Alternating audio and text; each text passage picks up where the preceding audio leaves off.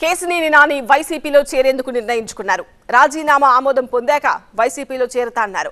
అంతేకాదు చంద్రబాబు పైన పార్టీ నేతలపైన ఆసక్తికర వ్యాఖ్యలు చేశారు. కేసినేని నాని చేసిన వ్యాఖ్యలేంటో చూద్దాం.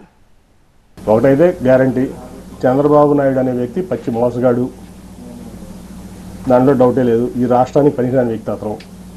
సరే, జనం దేవుడు అనుకుంటారా, లేదా కులపరంగా అనుకుంటారా, మీడియా పరంగా అనుకుంటారా, లేదా మరి ఎందుకు అనుకుంటారా నాకు తెలియదు. కానీ ఈ జగన్మోహన్ రెడ్డి గారు అయితే పేదల పక్షపాతి, నిరుపేదల పక్షపాతి.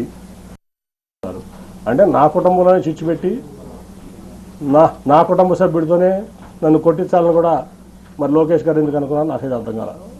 నేనేం చేశాను? ఈ పార్టీకి ద్రోహం చేశాను? నేనేం తప్పు చేశాను? 9.5 ఏళ్లలో నేను చేసిన తప్పు ఒకటి చూపించండి.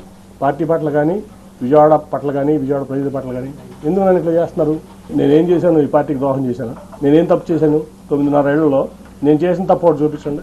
పార్టీ పట్ల కానీ, విజయవాడ పట్ల కానీ, విజయవాడ ప్రజల పట్ల కానీ ఎందుకు నన్ను ఇట్లా చేస్తున్నారు? ఎందుకు నన్ను అవమానపరచాలనుకున్నారు? మీరు జైల్లో ఉంటే నేను మీకు అండగా మీ కుటుంబానికి అండగా నిలబడ్డా కదా.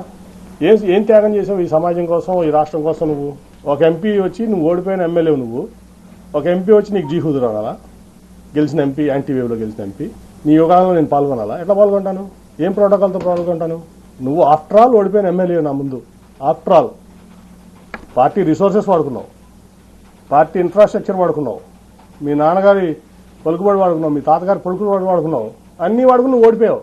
నువ్వు నాకు రూపాయి డబ్బు ఇవ్వలేదు, నువ్వేమి ఇవ్వలేదు. నేను గెలిచాను 2 సార్లు. నీ పార్టీని బుధాల మీద పెట్టి మోసా కృష్ణా జిల్లాలో 2013 నుంచి 14 లక్షల వరకు నా ఆస్తులు అమ్ముకున్నా, వ్యాపారాలు మానుకున్నా. ఏం రైట్ ఉంది నీకు? ఏం త్యాగం చేసావు ఈ పార్టీ కోసం కానీ, సమాజం కోసం కానీ? నువ్వు ఏం రైట్తో యోగాలం చేసావు? ఆల్రెడీ మీ ఢిల్లీ ప్రెస్ ఎప్పుడో రిపోర్ట్ చేసింది, సంవత్సరాల క్రితం అనుకుంటా. 40 సీట్ల కంటే ఎక్కువ రావట్లా కూటమికి. చెప్పండి, మళ్ళీ చెప్తున్నా ఇంకోసారి. ఢిల్లీలో నేను సంవత్సరం క్రితం చెప్పా, మళ్ళీ అదే చెప్తున్నా. నేను ఎప్పుడు ఆయన్ని టికెట్ అడగలా, ఈయన్ని టికెట్ అడగలా. సో నేనైతే జగన్ గారితో సెయిల్ చేద్దామని చెప్పి నిర్ణయించుకున్నా. సెయిల్ చేస్తాను. ఆయన ఏ బాధ్యత తప్పు చెప్తే అది చేస్తాను. మిగతా ఎంపీల గురించి తెలియదు కానీ విజయవాడ పార్లమెంట్లో అయితే టోటల్గా 60% టీడీపీ ఖాళీ చేసేస్తాం, దాంట్లో డౌట్ లేదు.